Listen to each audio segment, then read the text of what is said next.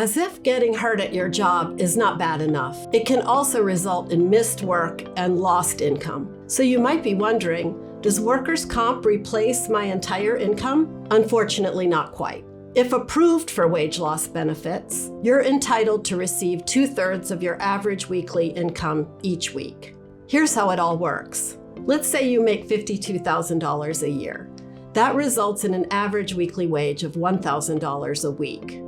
And 2/3 of $1,000 results in a weekly compensation rate of $667. But what happens if you worked overtime or got a raise? These and other factors can complicate the math and often lead to conflicts with the insurance company. That's why it's important to have an attorney on your side. Don't rely on the insurance company to ensure you're getting full compensation. They're protecting their interests, not yours. Since wage loss benefits are capped at 2/3 of your normal income, you may find it difficult to maintain your lifestyle the way it was before you got injured. And if you try to get a second job, it may result in a reduction of your workers' comp benefits or a total loss of those benefits. That's why you want to ensure that you get every dollar that you may be entitled to.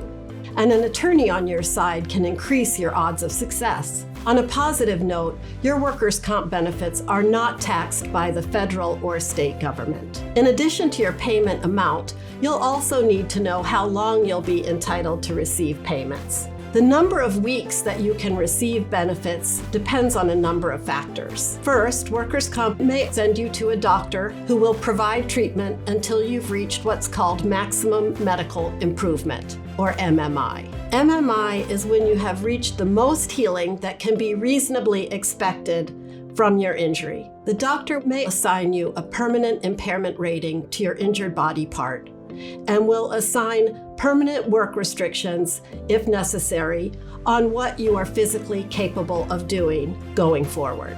Each body part has a maximum number of weeks for which you can receive benefits. The number of weeks that you can receive benefits depends on your permanent impairment rating and your work restrictions.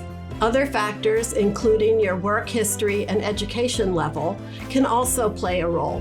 The maximum amount of time that you can receive workers' comp benefits is 500 weeks, or approximately 9.5 years. It's possible that you're not receiving all of your benefits.